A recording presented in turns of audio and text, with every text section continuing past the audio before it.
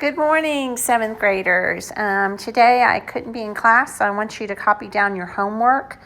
And please remember the roots quiz is tomorrow, and that your unfinished sentences will be due tomorrow.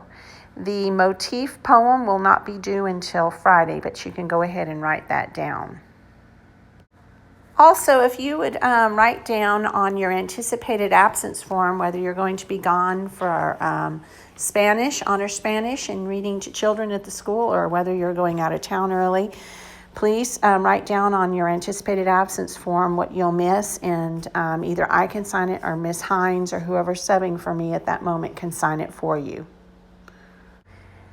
Okay, in class today, I'm going to give you some instructions first, and then you're going to take the 3 quizzes that we've got going on today that'll cover some no red ink we've been doing, and then also the preposition quiz. And then after that, you're going to have some time to work on the 2 writing assignments I'm going to tell you about.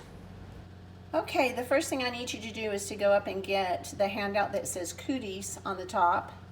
And it has a back side that looks like this. It has motif poem instructions. And then I also need you to get the handout called Unfinished Sentences, and they're both up on the chair at the very front of the room. So go get one of each of those, and then you pause your video, and then we'll come back and turn it back on, and I'll talk about each of those. All right, we're going to begin with the motif poem. So if you would turn to the side that actually says motif poems, steps, or instructions, we're going to go through this together. This is not going to be due until Friday, but I'm going to talk about it first. Okay, so a motif is like a theme, and you could have any kind of motif. You could have a sports motif, and you could remember 3 memories from sports, or you could have a family motif, and you could have 3 memories from different family events, or vacation motif. I've been thinking about all 3 of those for myself. I also like the idea of a color motif, and I can think of like the color blue or the color red, and all of my memories have something to do with that color. Or I could have a pet motif, or a nature motif.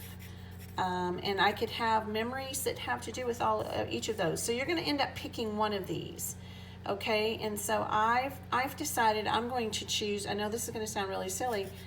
Boys. I have some memories where I was growing up, and boys, are a big part of my life when I was younger. And I wanted to have a poem where I remembered just what I thought about my growing up years with certain boys. So I am going to pick 3 motif memories that have to do with boys. So I'm going to write boys in the center, and then I'm going to kind of brainstorm some memories I have with boys. Now I'm only going to need 3, but I may write a few more. So I'm going to write down kissing my little, I know that's funny, my little friend. When I was 3, I had a friend named Hector, and our parents, always dreamed of us being, married or getting married. And so I'm going to remember kissing Hector. That was a memory. And actually, it's more of a picture memory for me. I can remember the picture more than anything. I also have memories of,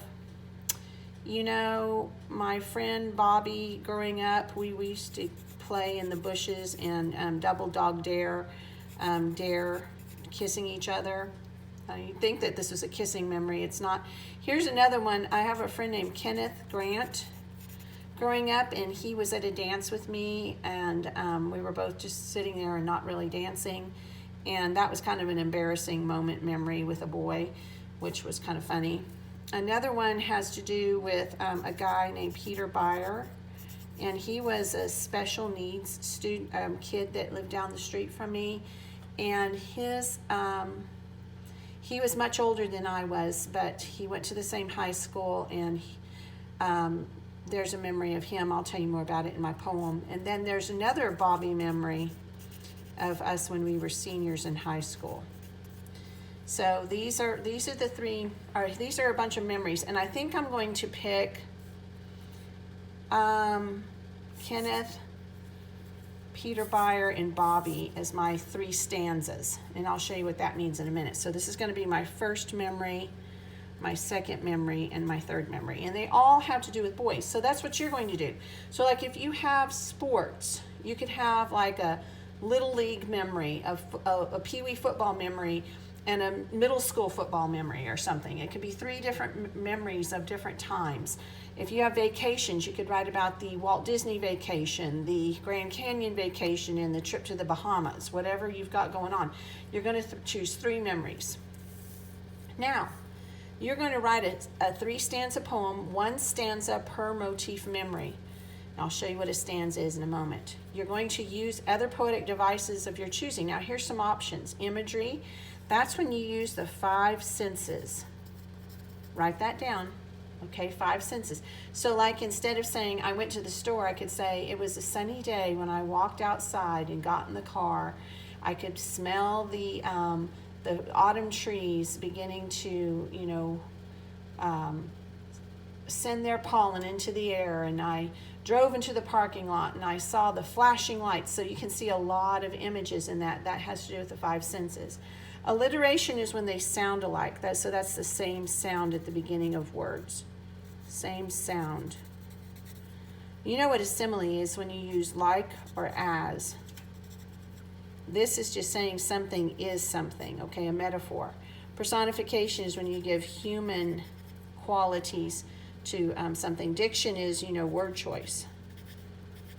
We just studied that. You know what rhyme and rhythm is. Polysyndeton is, I actually meant to write a different word there, anaphora.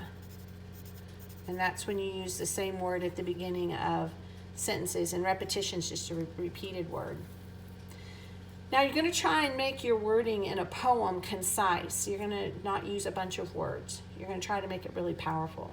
You're going to create line breaks and not just let the computer type until it returns for you. You're going to push enter every time you want to break a line and go to a new line in poetry. You want to type a beautiful final draft on 1 piece of paper. I want it to be all on the front side. The front side. You're going to create a title and a byline. A byline is when you write by and then your name. Okay? You're going to write the date somewhere on the page, and then you're going to write the motif on the back of the page. So on the back of mine would be the word boys, because that's what my motif is.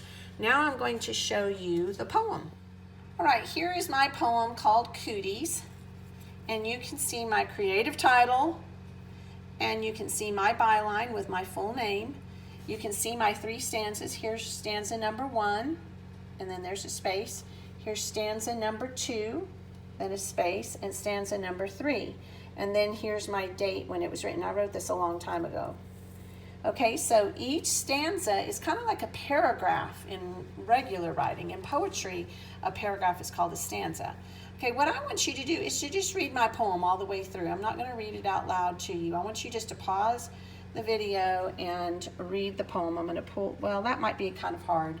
So I'm going to let you watch the first stanza there, pause and read it. Read the second stanza, pause and read it.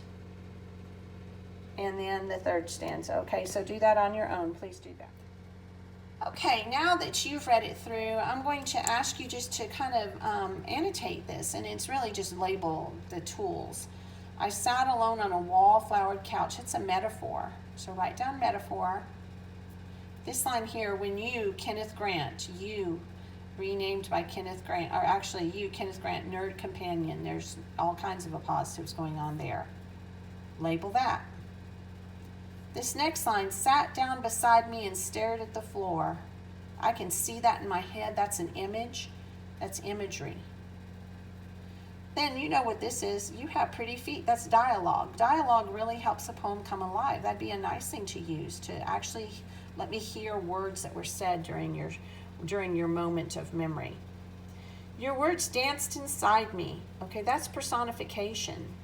And it's giving human qualities to words. And so danced, it's saying like how a human dances. So you can see in this stanza, I didn't say, Kenneth Grant asked me to dance or complimented me at a dance, but I instead tried to kind of show that moment through imagery and through some figurative language and dialogue and imagery. Okay, this next one. When my self-esteem was as unstable as your steady steps. That's a simile because it's comparing self-esteem to the instability of his unsteady steps, and it's using the word as. Here's another appositive phrase. Peter Byer, special ed neighbor. Here's repetition, every walk, every day. So it's kind of accentuating something there. That's what repetition's for. More dialogue to make the scene come alive. And then obviously here's some more personification. Guilt stumbled upon this struggling immature girl. So I'm giving guilt kind of a human quality. Just like Peter stumbled. That's why I did that. So I tried to let you see that scene. Here's another one. My last scene is with Bobby Anderson, my childhood, crush. Shutting my locker before the bell rang, imagery. I saw you by Bobby Anderson. That's in a positive phrase, boy of my childhood. Happy birthday, dialogue. This one is an interesting figure of speech. It's called hyperbole. Shockingly, you leaned 1,000 miles forward. He really didn't. It was like, 12 inches. And then more imagery right here. So I tried to let you see that scene. Now, what you're going to notice, though, is that all three of these stanzas have to do with boys, and they're just little snapshots of those moments. So, like, if you could make 3 moments come alive for me, then you're doing the job right. So, follow the directions. You have that on the back side of my example here. You've annotated and marked down some of the tools I used. You can use whichever ones you like. And I would like it to all fit on one page. Okay, last bit. Look at the handout called Unfinished Sentences. And you can see that I'm going to grade the grammar and the punctuation, and then I'm also going to grade, did you organize it? What did it feel like it belonged together? The ideas and the sentences belonged together? Was it detailed, and did it provide vivid imagery so I could see it happening? Okay, now here are your options. I usually worry about, and then you could write about whatever you worry about. You could give a moment about what you worry about. You could show me when you're worrying.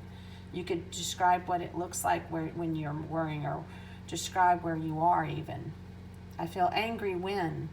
I'm happiest when. I feel frustrated when. I'm moody when. I feel nervous when. I feel sentimental when. I am comfortable when. I feel confident when. So you just have to pick 2. Okay, and the minimum word count for each is 75. Can you go over? Yes. Can you get to writing so much that you need to flip it over and write some more on the back side? Yes. Okay, but I do need you to write and be very honest and true and try to make your ideas fit together and give me some really good detail. I am going to be grading, as I mentioned, the grammar and the development of it. So let's start with this. After the quizzes, start with the unfinished sentences, because this is due tomorrow. This is due on Thursday. This is due right when you walk into class, okay, tomorrow. So let's go ahead and attack that one first. Okay, now go ahead and get busy, please, please, please, on your 3 quizzes. The first one is going to be a paper quiz over prepositions, and the next one is going to be a no red ink quiz over prepositions, and then a no red ink quiz over appositive phrases.